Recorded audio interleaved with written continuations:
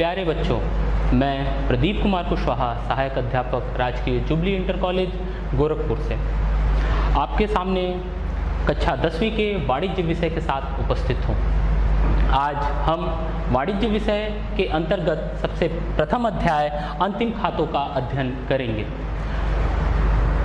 इससे पहले कक्षा 9 में हम लोगों ने इस विषय के अंतर्गत कुछ चीज़ें पढ़ी थीं, जिसमें दोहरा लेखा प्रणाली के विभिन्न चरणों जैसे रोजनामचा, जर्नल, लेजर बनाना, ट्रायल बैलेंस या तलपट बनाना सीखा था। आज हम लेखांकन के अंतिम चरण अंतिम खातों के बारे में अगले 20 से 30 मिनट तक गहन अध्ययन करेंगे। आइए जानते हैं कि अंतिम खाते क्या होते हैं और इनको कैसे बनाया जाता है। आप सभी जानते हैं कि साल भर की पढ़ाई के बाद आप वर्ष के अंत में वार्षिक परीक्षाएं देते हैं और इन वार्षिक परीक्षाओं को देने के बाद आपके अंदर यह उत्सुकता होती है यह जानने की कि आपने किस विषय में कितने अंक पाए। साथ ही साथ आप ये जानना चाहते हैं कि आपने वह क्लास कितने प्रतिशत अंकों से उत्तीर्ण की। ठीक इसी तरह एक व्यापारी को भी यह जिज्ञासा होती है कि वर्ष के अंत में एक निश्चित अवधि के पश्चात उसके व्यापार में क्या क्या चीज़ें हुई। वह जानना चाहता है कि उसे कितना लाभ या कितनी हानि हुई। वह जानना चाहता है कि उसकी आर्थिक दशा कैसी है, उसके व्यवसाय की आर्थिक दशा कैसी है, तथा वह यह भी जानना चाहता है कि उसके व्यापार में कितनी देनदारियां और कितनी लेनदारियां हैं। इन सभी प्रश्नों के हल को ढूंढने के लिए वह कुछ खाते और विवरण तैयार करता है, जिनको अंतिम खाते या फाइनल अकाउंट्स कहते हैं। आइए अब हम इन अंतिम खातों को समझते हैं और यह जानते हैं कि अंतिम खाते के कितने भाग होते हैं। सबसे पहले यह जानना जरूरी है कि अंतिम खाते किसकी मदद से बनाए जाते हैं। तो अंतिम खाते तलपट की मदद से बनाए जाते हैं। वही तलपट जिसका प्रयोग हम अशुद्धियों की जांच के लिए करते थे, अब इसी तलपट का प्रयोग करके अंतिम खाते बनाना सीखेंगे। अंतिम खाते में मुख्य रूप से 3 भाग होते हैं। एक व्यापार खाता जिसको ट्रेडिंग अकाउंट कहते हैं, दूसरा लाभ हानि खाता जिसको प्रॉफिट एंड लॉस अकाउंट कहते हैं, और तीसरा बैलेंस शीट या आर्थिक चिट्ठा। व्यापार खाता। व्यापार खाता क्या होता है?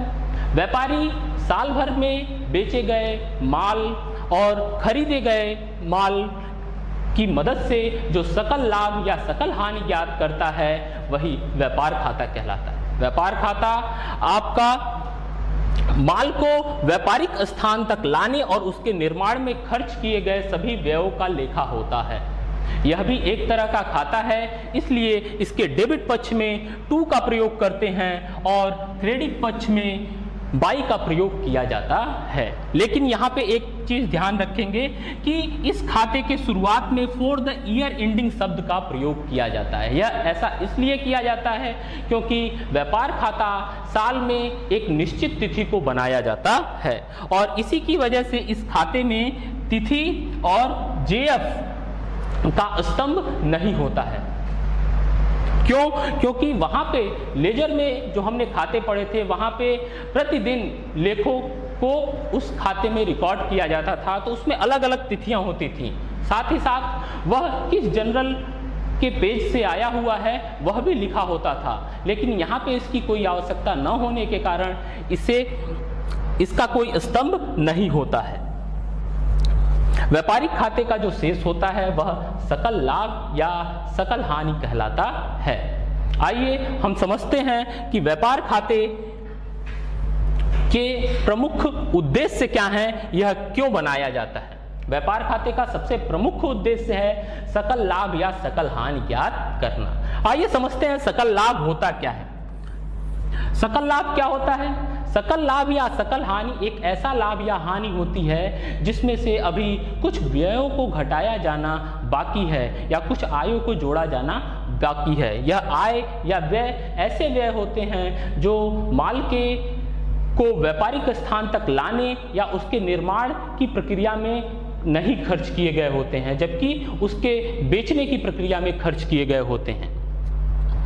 साथ ही साथ व्यापारिक खातों को बनाने का उद्देश्य सकल लाभ का प्रतिशत ज्ञात करना। बिक्री पर सकल लाभ का प्रतिशत ज्ञात करने के लिए भी व्यापारिक खाते बनाए जाते हैं। इसके साथ ही साथ क्रय और विक्रय की गत वर्षों से तुलना करने के लिए इन खातों का प्रयोग किया जाता है कि पिछले साल हमारा क्रय कितना था, इस साल हमारा क्रय कितना है, पिछले साल हमने कितने का विक्रय किया था, इस साल हमारा कितना विक्रय है। इन बातों की जानकारी के लिए भी इनका प्रयोग किया जाता है। अंतिम रहतिये की पिछले वर्षों से तुलना करने के लिए भी इन खातों का हम प्रयोग करते हैं। और सबसे महत्वपूर्ण, बेचे गए माल की लागत ज्ञात करने के लिए व्यापारिक खातों का प्रयोग किया जाता है।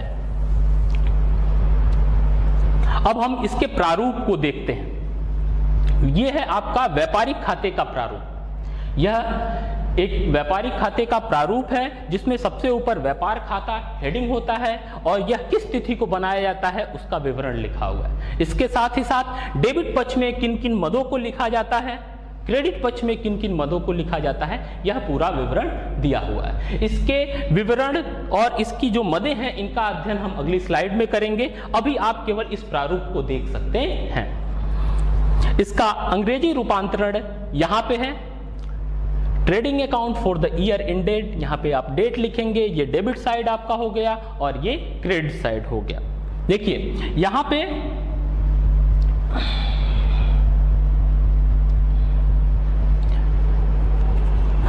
सबसे पहला जो है आपका ओपनिंग स्टॉक। ओपनिंग स्टॉक जिसको प्रारंभिक रहतिया कहते हैं। उसके बाद से आपका परचेस जिसको क्रय कहते हैं। इसके अलावा जो आपके डायरेक्ट एक्सपेंसेज हैं, वेजेस हैं, कैरियज हैं, इन सारी चीज़ों का अध्ययन किया जाता है। इसी तरह क्रेडिट साइड में सेल्स है, सेल्स रिटर्न है और क्लोजिंग स्टॉक संबंधी मदें दी गई हैं। आइए हम इन मदों का अलग से विस्तृत अध्ययन करते हैं। व्यापारिक खाते की मदें, डेबिट पक्ष में कौन कौन सी मदें होती हैं। पहला है आपका ओपनिंग स्टॉक या प्रारंभिक रहतिया।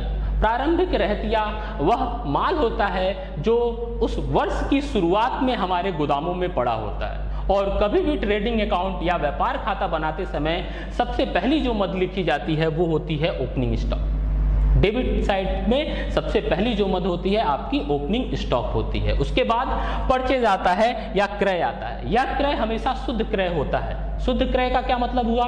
क्रय का मतलब ये हो गया कि हम जो भी माल खरीदते हैं वह क्रय में आता है। लेकिन कुछ ऐसे भी माल हमारे पास आ जाते हैं जो कि खराब होते हैं, जिन्हें हमें वापस करना पड़ता है। तो जब क्रय से क्रय वापसी को घटा दिया जाता है, जब क्रय से क्रय वापसी को घटा दिया जाता है तो हमें जो मद प्राप्त होती है वह शुद्ध क्रय कहलाती है। और ट्रेडिंग अकाउंट में के डेबिट साइड में ओपनिंग स्टॉक के बाद से सबसे पहले ओपनिंग स्टॉक के बाद से दूसरी जो मद होती है वह आपकी शुद्ध क्रय या नेट परचेज ही होती है। इसके अलावा ट्रेडिंग अकाउंट में प्रत्यक्ष व्यय को भी दिखाते हैं। प्रत्यक्ष व्यय ऐसे व्यय होते हैं जो माल की खरीद से सीधे जुड़े हुए होते हैं। यह ऐसे व्यय होते हैं जो माल को व्यापारिक स्थान तक पहुंचाने या उसके निर्माण की प्रक्रिया में खर्च होते हैं। इसके उदाहरण के तौर पे जैसे मजदूरी है, आंतरिक ढुलाई भाड़ा है, ये इस तरह के व्यय होते हैं। अब आते हैं क्रेडिट पक्ष की मदें। तो सामान्यतः व्यापार खाते के क्रेडिट पक्ष में केवल दो मुख्य मदें होती हैं, जिसमें से पहला है आपका शुद्ध विक्रय। यहाँ पे भी वही है कि जो भी माल हम बेचते हैं उस पूरे माल में से ऐसे माल जो हमारे पास वापस आ जाती हैं उनको जब घटा देते हैं तो हमको शुद्ध विक्रय पता चलता है, जिसको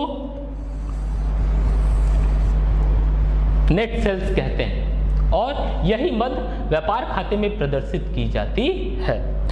दूसरा है अंतिम रहतिया। तलपट के बाहर अंतिम रहतिया लिखा हुआ होता है और यह अंतिम रहतिया वह होता है जो साल के अंत में विक्रय से बचा रह जाता है।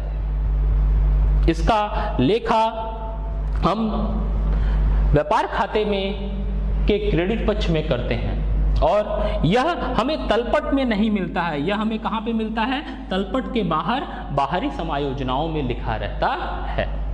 आइए हम एक उदाहरण के माध्यम से इस व्यापार खाते को समझने का प्रयास करते हैं। देखिए, सत्यम की बहियों में प्राप्त निम्न शेषों को व्यापार खाते में स्थानांतरित करने के लिए जर्नल में अंतिम प्रविष्टियां तथा 31 मार्च 2014 को समाप्त होने वाले वर्ष के लिए व्यापार खाता बनाई। व्यापार खाता हम यहाँ पे बना हुआ हम देख रहे हैं और उसको थोड़ा समझेंगे। सबसे पहला यहाँ पे है प्रारंभिक रहतिया, ओपनिंग स्टॉक। जैसा कि मैंने आपको पहले ही बताया था कि जो व्यापार खाता होता है उसमें डेबिट साइड में सबसे पहली मद ओपनिंग स्टॉक लिखी जाती है। तो यहाँ पे ओपनिंग स्टॉक आपका कितना है, 5,000 रुपए दिया हुआ है। तो ये 5,000 रुपए हमने यहाँ पे लिख करके दिखा दी। उसके बाद से मैंने क्या बताया था, मैंने बताया था कि शुद्ध क्रय दिखाया जाता है। प्रश्न देखते हैं, कुल क्रय कितना दिया हुआ है, 25,000 रुपए, और क्रय वापसी यहाँ पे लिखी हुई है जो कि 1,500 रुपए है। तो अब व्यापार खाते में जब हम इसको दिखाएंगे तो पहले टू परचेज 25,000 रुपए और परचेज रिटर्न 1,500 रुपए उसको हमने घटा दिया, तो 23,500 रुपए हम इसको दिखा रहे हैं। इसके बाद मजदूरी जो होती है उसको भी हम प्रदर्शित करते हैं जो कि 500 रुपए है, इसको हमने दिखा दिया यहाँ पे। मैन्युफैक्चरिंग एक्सपेंसेस, निर्माण व्यय, क्योंकि यह माल के निर्माण से संबंधित है इसलिए उसको भी हम व्यापार खाते में ही दिखाते हैं जो कि 1,500 रुपए है और हमने यहाँ पे इसको प्रदर्शित किया है। इसके अलावा कोयला और गैस का प्रयोग किया गया है जिसका खर्च 500 रुपए है, उसको भी हमने यहाँ पे दिखाया। अब आते हैं कुल विक्रय में। क्रेडिट साइड में जो सबसे पहली मद होती है आपकी कुल विक्रय की होती है और कुल विक्रय का अमाउंट आपका 30,000 रुपए है जो कि यहाँ पे दिखाया गया है। साथ ही साथ विक्रय वापसी ये दिखाई गई है आपकी 3,000 रुपए, जिसको हमने यहाँ पे 30,000 से 3,000 रुपए घटा दिए और योग 27,000 रुपए लिखा हुआ। साथ ही साथ क्लोजिंग स्टॉक जो यहाँ पे दिया गया है 8,000 रुपए का, उसको भी हम लोगों ने यहाँ पे प्रदर्शित कर दिया है। अब डेबिट पक्ष में सारे खातों का लेखा हो गया, क्रेडिट पक्ष में सारे खातों का लेखा हो गया। अब क्या किया जाता है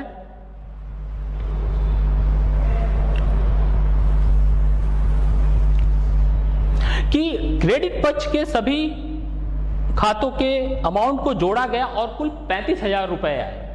इस 35,000 को इधर भी लिखा गया और इसके अंतर जो है वो ग्रॉस प्रॉफिट के रूप में जाना जा रहा है। Gross profit transfer to PL account, अर्थात कि व्यापार खाते का जो शेष होता है उसे लाभ हानि खाते में हस्तांतरित किया जाता है। इस बात का आप हमेशा ध्यान रखेंगे। तो हमें इस व्यापार में 4,000 रुपए का ग्रॉस प्रॉफिट या सकल लाभ प्राप्त हुआ। अब आइए जानते हैं कि व्यापार खाते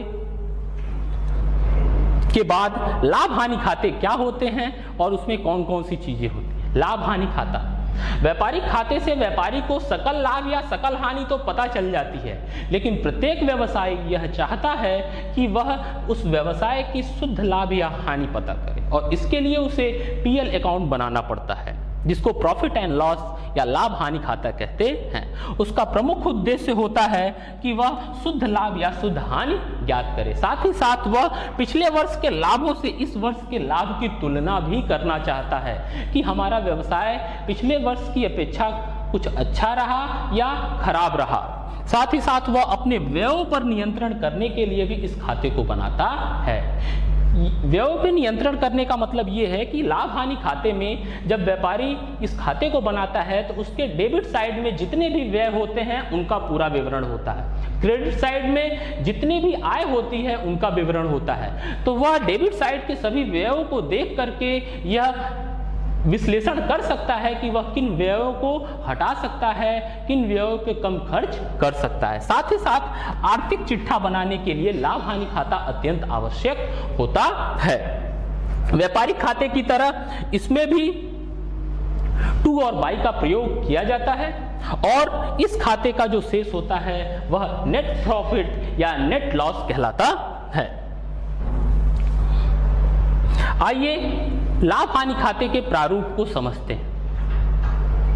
लाभ हानि खाता, इसमें सबसे पहले profit and loss account for the year ended और जिस भी तिथि को ये बनाया जा रहा है, जैसे ये प्रारूप जो है 31 दिसंबर 2002 को बनाया गया है तो इस प्रारूप को यहां पर लिखा गया है। इसमें भी आपको पहले मैंने बताया कि डेबिट साइड में हम सभी प्रकार के व्ययों का लेखा करते हैं। जैसे टू ग्रॉस लॉस है यदि हमारे ट्रेडिंग अकाउंट में यदि हमको कोई सकल हानि हुई है तो उसको प्रॉफिट एंड लॉस अकाउंट के डेबिट पक्ष में ट्रांसफर किया जाएगा। उसके बाद से सैलरी जो कि व्यापार के लिए खर्च है, किराया यदि वो दे रहा है तो वो भी व्यापार के लिए खर्च है, कमीशन है वह व्यापार के लिए खर्च है, और विज्ञापन है यह भी व्यापार के लिए खर्च है। यदि हमने किसी को छूट दे रखी है, किसी मूल्य में छूट दे रखी है तो वह व्यापार के लिए खर्च होता है।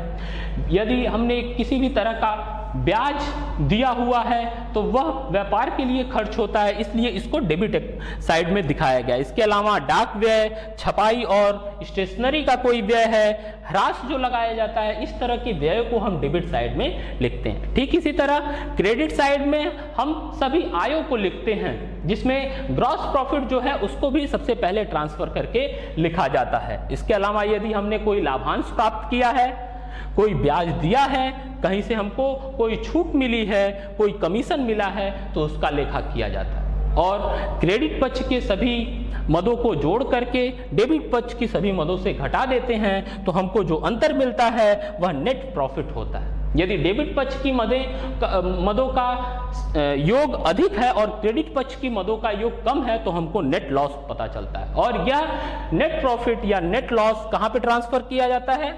कैपिटल अकाउंट में ट्रांसफर किया जाता है, जो कि बैलेंस शीट बनाते समय प्रदर्शित की जाती है।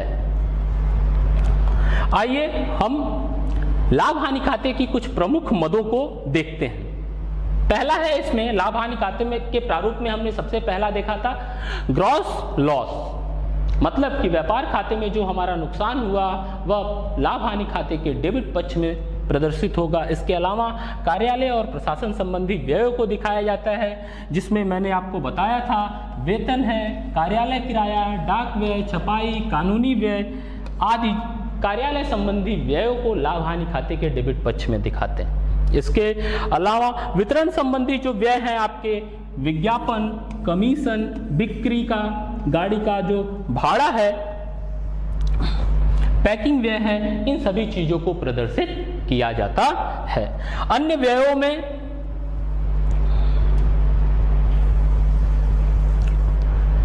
ऋण पर जो हम ब्याज देते हैं, पूंजी पर यदि कोई ब्याज दिया जा रहा है, और मरम्मत, ह्रास या दान, मतलब किसी भी तरह के खर्चे व्यापार में यदि किए जा रहे हैं तो वह आपके लाभ हानि खाते के डेबिट पक्ष में दिखाए जाएंगे। लाभ हानि खाते के क्रेडिट पक्ष में कौन कौन से मदें दिखाई जाएंगी? वह है आपका सकल लाभ और अन्य आय। सकल लाभ जो व्यापार खाते के से हमको प्राप्त होती है और यहाँ पे ट्रांसफर कर दिया जाता है। इसके अलावा यदि हमें कोई आय प्राप्त हुई है, यदि वो विनियोगों से प्राप्त आय है जिसको लाभांश कहते हैं, कोई किराया प्राप्त हुआ है, कोई डिस्काउंट मिला है, कोई कमीशन मिला है या कोई ब्याज मिला है, वह सभी लाभ हानि खाते के क्रेडिट पक्ष में प्रदर्शित किया जाएगा। यह सभी बातें और स्पष्ट होंगी जब हम इस पे आधारित एक प्रश्न को देखेंगे। आइए देखते हैं कि इसमें लाभ हानि खाता कैसे बना हुआ है। यहाँ पे पहले हम विवरण को ध्यान दें और उसको समझें। सबसे पहला सकल लाभ है, जो कि कहाँ जाएगा? पीएल अकाउंट के क्रेडिट साइड में जाएगा। देखिए सकल लाभ 20,000 रुपए यहाँ पे भी लिखा हुआ है, तो उस चीज को यहाँ पे लिख दिया गया है, जो कि व्यापार खाते से। वेतन, वेतन क्या है? वेतन व्यापार के लिए एक व्यय है, तो उसको कहाँ पे दिखाया गया है? डेबिट साइड में दिखाया गया है। कितना है? 12,000 रुपए। 12,000 रुपए यहाँ पे दिखा दिया गया है। अगला है किराया दिया। कितना किराया दिया? 1,000 रुपए। इसको भी व्यय के तौर पे यहाँ पे दिखा दिया गया 1,000 रुपए। ब्याज मिला, यह हमारे व्यापार के लिए एक लाभ की तरह है, आमदनी है, इसलिए इसको कहाँ पे दिखाएंगे? इसको क्रेडिट साइड में दिखाएंगे। 2,000 रुपए हमको ब्याज मिला। अगला है कटौती क्रेडिट हुई। कितने? 100 रुपए। कटौती क्रेडिट का मतलब क्या हो गया? क्रेडिट हुआ मतलब वह हमारी व्यापार में, मतलब हमने कोई सामान खरीदा और उसमें हमको कुछ छूट मिल गई, तो वह व्यापार के लिए एक तरह की आय है, इसलिए इसको आय की तरफ दिखाया गया है 100 रुपए। इसके अलावा हमने दान कोई दिया है, वह व्यापार का व्यय है, तो दान के नाते इसको डेबिट साइड में दिखाया गया। बिक्री पर खर्च किए हमने 800, वो भी एक तरह का व्यय है, यहाँ पे आपको दिखा दिया गया। यात्रा के ऊपर हमने खर्च किया है, एक तरह का व्यय है जो 400 रुपए हमने दिखा दिए। निर्यात कर 300 रुपए, वह भी यहाँ पे दिखाया गया है। एक बात यहाँ पे आप समझेंगे कि जो निर्यात कर है वह वस्तु को बेचने के लिए किया गया है, इसलिए वह लाभ हानि खाते में दिखाया जा रहा है। यदि इसकी जगह पे आयात कर होता तो वह व्यापार खाते में दिखाया जाता। क्यों? क्योंकि हम माल को खरीद रहे हैं और माल को खरीदने से संबंधित जितने भी व्यय होते हैं वह कहाँ पे दिखाए जाते हैं? व्यापार खाते में दिखाए जाते हैं। अनुत्पादक खर्च कुछ हुए हैं, वह 600 रुपए हैं और इसको भी दिखा दिया। अब यहाँ पे इन सभी पक्षों को जोड़ दिया गया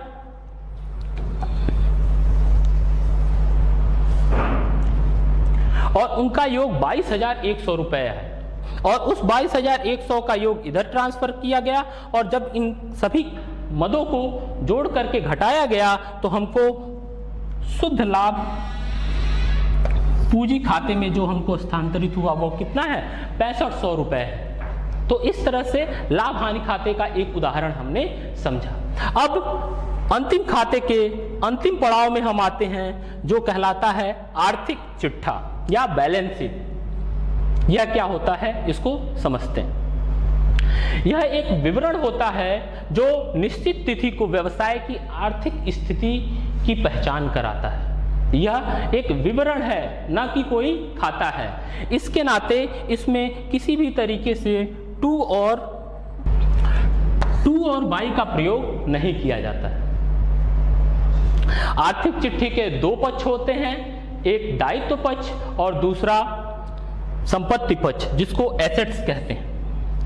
दोनों पक्षों के जो जोड़ होते हैं वह बराबर होने चाहिए, अर्थात संपत्ति पक्ष का जोड़ दायित्व पक्ष के जोड़ के बराबर आना चाहिए। यदि उनके जोड़ यदि बराबर नहीं है तो उसमें कहीं ना कहीं कुछ गलती रह गई है और उस त्रुटि को सही करना जरूरी है, तभी वह बैलेंस शीट आपकी सही मानी जाएगी। बैलेंस शीट या आर्थिक चिट्ठे बनाने के क्या उद्देश्य हैं? यह हमारी आर्थिक स्थिति को स्पष्ट करता है या प्रकट करता है, साथ ही साथ व्यापार के दायित्वों की प्रकृति और मूल्य का ज्ञान कराता है। इससे यह भी ज्ञान प्राप्त होता है कि हमारी कुल कितनी पूंजी व्यापार में लगी हुई है और इस साल उसमें कितने की बढ़ोतरी या कमी हुई है। इसके आधार पर हम नए वर्ष में की प्रारंभिक प्रविष्टियों को कर पाते हैं। मतलब इस साल के अंत में हमने अपने फाइनल अकाउंट्स तो बना लिए, लेकिन अगले साल जब हम फिर से अपनी पुस्तकों में एंट्री करेंगे तो उसके बारे में जानकारी हमको इस आर्थिक चिट्ठे से ही पता चलता है। आर्थिक चिट्ठे की मदद से हम अदत्त और पूर्वदत्त व्यय तथा उपार्जित और अनुपार्जित आयों का भी ज्ञान प्राप्त करते हैं। अब हम इसके प्रारूप की चर्चा करेंगे कि इसमें कौन कौन सी चीजें प्रदर्शित की जाती हैं। यहाँ पे जो आर्थिक चिट्ठे का प्रारूप बना हुआ है वह स्थायित्व के क्रम में है, अर्थात जो स्थायी संपत्तियां या स्थायी दायित्व हैं उनको ऊपर दिखाया गया है और जैसे वो तरलता उसमें आती जाती है उनको उस क्रम में नीचे की तरफ दिखाया जाता है। इसमें सबसे पहले हम देखते हैं जो पूंजी है। पूंजी आर्थिक चिट्ठे के दायित्व पक्ष में सबसे ऊपर प्रदर्शित की जाती है और उस वर्ष जो भी हमको लाभ प्राप्त होता है वह उस पूंजी में जोड़ करके प्रदर्शित किया जाता है। साथ ही साथ पूंजी पे जो ब्याज है वो भी शुद्ध लाभ में जोड़ा जाता है और यदि कोई हानि हुई है तो उसको घटाते हैं। किसी भी तरह का हमने आहरण किया हुआ है तो उसको हम पूंजी से घटा देते हैं और आहरण पर यदि किसी भी तरह का ब्याज लगाया जाता है तो इसको भी हम पूंजी से घटा देते हैं। इसके अलावा अन्य दायित्वों के रूप में यदि किसी भी तरह का संचय किया गया है, अदत्त व्यय हैं, अनुपार्जित आय हैं, कोई ऋण लिया हुआ है या हमारे व्यापार में जितने भी आपके लेनदार हैं, बिल्स पेबल या देय विपत्र हैं, इनको भी दायित्व पक्ष में दिखाया जाता है। साथ ही साथ संपत्ति पक्ष में हम कुछ व्यापारी ख्याति को भी प्रदर्शित करते हैं। व्यापार की कितनी ख्याति है उसकी गणना की जाती है और उस तरह से उसको आर्थिक चिट्ठे में प्रदर्शित किया जाता है। इसके अलावा जो स्थायी संपत्तियां हैं जैसे भूमि, भवन, यदि कोई व्यापार में गाड़ी है, मशीनरी है, इन सब चीजों को हम संपत्ति पक्ष में प्रदर्शित करते हैं। साथ ही साथ यदि व्यापार की तरफ से कहीं और पे कुछ पूंजी लगाई गई है, विनियोग किया गया है, तो उनको भी यहाँ पे प्रदर्शित किया जाता है। व्यापार के नाम से यदि कोई पेमेंट है तो वह भी हमारी संपत्तियों में आता है और उसको प्रदर्शित करते हैं। फर्नीचर भी हमारी संपत्ति का हिस्सा है और इसको प्रदर्शित किया जाता है। साथ ही साथ ऐसा माल जो बिकने से बच गया है वह अंतिम रहतिया होता है, इसको भी हम संपत्ति पक्ष में दिखाते हैं। और यह कुछ तरल संपत्तियां होती हैं, जैसे देनदार, हमारा प्राप्य विपत्र और पूर्वदत्त व्यय, उपार्जित आय जो कैश होता है हमारा बैंक में और जो हमारे व्यापार में होता है, इन सभी चीज़ों को भी यहाँ पे प्रदर्शित करते हैं। तो इस तरह से हमने समझा कि आर्थिक चिट्ठे में वह सभी चीज़ें दिखाई जाती हैं जो हमारी संपत्तियाँ या दायित्व कहे जाते हैं। आइए अब हम लोग आर्थिक चिट्ठे पे आधारित एक उदाहरण देख लेते हैं। नीरज एंटरप्राइजेस की ये पुस्तकें हैं जिसमें उनका पूरा विवरण दिया हुआ है और इस विवरण की मदद से हमने एक आर्थिक चिट्ठा बनाया हुआ है। इसको समझते हैं। इनकी पुस्तकों में ये डेबिट बैलेंस है और ये क्रेडिट बैलेंस है। डेबिट बैलेंस में भूमि और भवन 1 लाख रुपए दिखा रहा है जो कि आर्थिक चिट्ठे के संपत्ति पक्ष में जाएगा और हमने यहाँ पे इसको प्रदर्शित किया हुआ है। इसके अलावा फर्नीचर 20,000 रुपए से यहाँ पे प्रदर्शित किया। ऑफिस इक्विपमेंट, प्राप्य विपत्र 10,000 रुपए से और विविध देनदार 30,000 रुपए से और अंतिम रहतिया चूंकि इसका भाग नहीं होकर के समायोजन का भाग होता है इसलिए उसको नीचे दिखाया गया है 15,000 रुपए। ये भी हमारी संपत्ति का हिस्सा है और कैश एट बैंक और कैश इन हैंड भी हमने दिखा दिया। इस तरह से संपत्ति पक्ष का कुल योग 2,65,000 रुपए हो रहा है। अब इस तरफ पूंजी दिया हुआ है 1,50,000 रुपए, तो हमने दायित्व पक्ष में सबसे पहले पूंजी 1,50,000 रुपए दिखा दी और शुद्ध लाभ जो कि यहाँ पे दे रखा है 40,000 रुपए, इसको हम पूंजी में जोड़ देंगे। साथ ही साथ आहरण का जो अमाउंट है 5,000 रुपए, इस 5,000 रुपए को हमने इस पूंजी से घटा दिया क्योंकि पूंजी हमारी 5,000 से कम हो गई। इस तरह से जो हमारे पास पूंजी बची वो 1,85,000 रुपए होती है। इसके अलावा विविध लेनदार 40,000 रुपए, देय विपत्र 5,000 रुपए और बैंक ऋण 35,000 रुपए भी हमारे दायित्व पक्ष की मदे हैं जिसको हमने यहाँ पे दिखा दिया और इसका भी कुल योग 2,65,000 रुपए आता है। तो अब हम जानते हैं कि आज हमने क्या सीखा। हमने सबसे पहले ये सीखा कि जो अंतिम खाते होते हैं वो तलपट की मदद से बनाए जाते हैं जिसके 3 प्रमुख भाग होते हैं, जिसमें से पहला व्यापार खाता है और यह व्यापार खाता, इस व्यापार खाते के डेबिट पक्ष में प्रारंभिक रहतिया, शुद्ध क्रय और प्रत्यक्ष व्ययों का विवरण होता है, जबकि क्रेडिट पक्ष में शुद्ध विक्रय और अंतिम रहतिया होता है। इस व्यापार खाते से हमको क्या मिलता है? इस व्यापार खाते से हमको सकल लाभ या हानि मिलती है। इसी तरह लाभ हानि खाता मिलता है। लाभ हानि खाते के डेबिट पक्ष में सकल लाभ आता है और सभी अप्रत्यक्ष व्यय आते हैं और क्रेडिट पक्ष में सकल हानि और सभी अन्य व्यय आते हैं और इससे हमें शुद्ध लाभ या शुद्ध हानि प्राप्त होती है। यह शुद्ध लाभ या शुद्ध हानि आर्थिक चिट्ठे में पूंजी में जोड़ करके या घटा करके दिखाई जाती है। आर्थिक चिट्ठे में 2 पक्ष दायित्व और संपत्तियां होती हैं।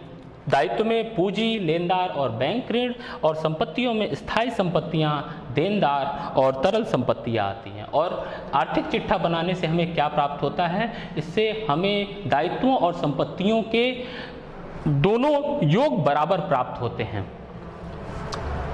यहाँ पर आपके लिए मैंने एक प्रश्न दिया हुआ है, यह गृह कार्य के तौर पे होगा। इस प्रश्न को देख करके आप सबसे पहले यह निर्धारित करेंगे कि कौन सी मद किसके लिए, किस खाते के लिए उपयुक्त है और इसके आधार पर इसे हल करने का प्रयास करेंगे। धन्यवाद।